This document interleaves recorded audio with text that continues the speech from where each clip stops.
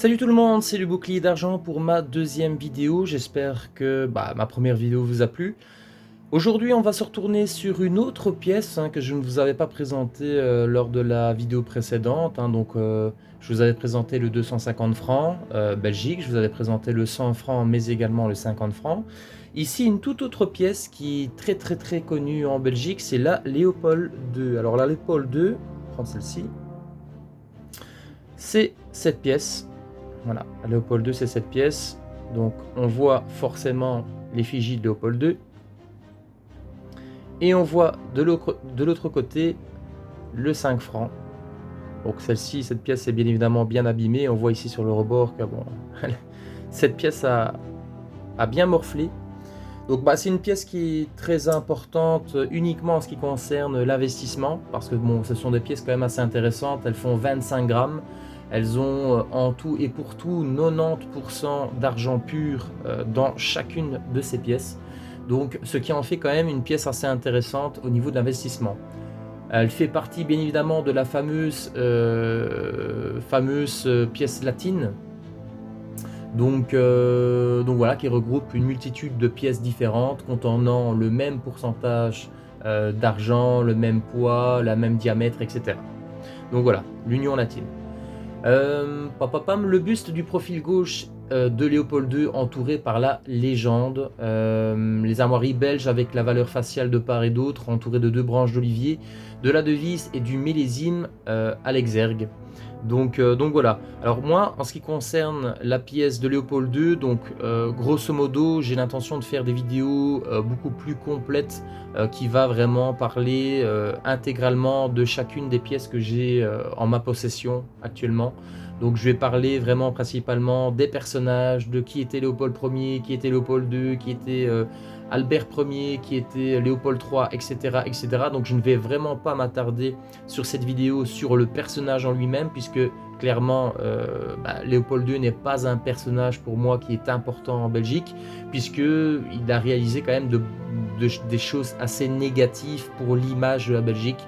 Donc au niveau historique, c'est pas très important, c'est pas un personnage que j'aime en tout cas, mais au niveau historique, c'est vrai que c'est un roi malgré tout, donc il faut respecter son titre, mais c'est pas un personnage que j'aime beaucoup, puisque forcément en Belgique en tout cas, il y a de plus en plus de statues de Léopold II qui sont retirées, principalement en Flandre. Donc voilà, on n'a pas oublié ce qui s'est passé au niveau de l'esclavagisme à son époque. Donc il a quand même réussi, il a quand même fait des choses quand même assez négatives pour les couleurs du drapeau belge. Donc voilà pourquoi ce n'est pas un personnage qui est pour moi intéressant à expliquer, à montrer, à présenter. Donc, mais bon là, je me forcerai quand même à faire une petite présentation puisque ça a quand même été un roi de la Belgique, tout simplement. Alors, ce sont tout simplement mes pièces les plus importantes que j'ai à ma disposition. J'ai tout simplement, écarté le quartz de cristal. Voilà. Donc voilà, donc toutes les Léopold II qui sont sous capsule sont de dates complètement différentes. Donc j'ai commencé une ligne à partir de 1868.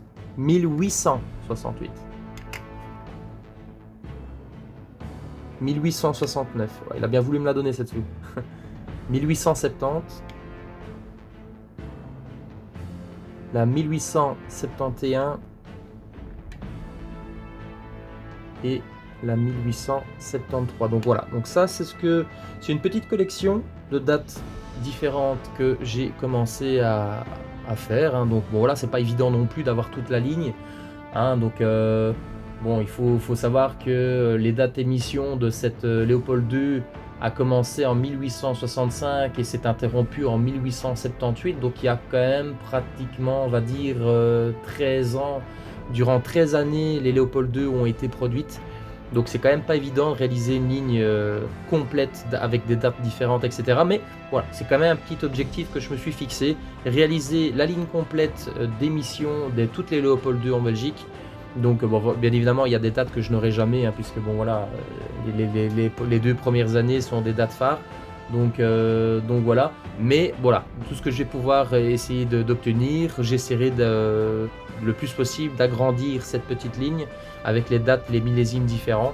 Je pense que c'est un beau petit objectif à me fixer au niveau des Léopold II. Donc je répète, Léopold II fait partie des 4-5 pièces les plus connues en Belgique, avec forcément également la Léopold Ier. Donc voilà, j'espère que cette vidéo vous a plu, qu'elle vous aura aidé, qu'elle vous aura appris des choses, sait-on jamais.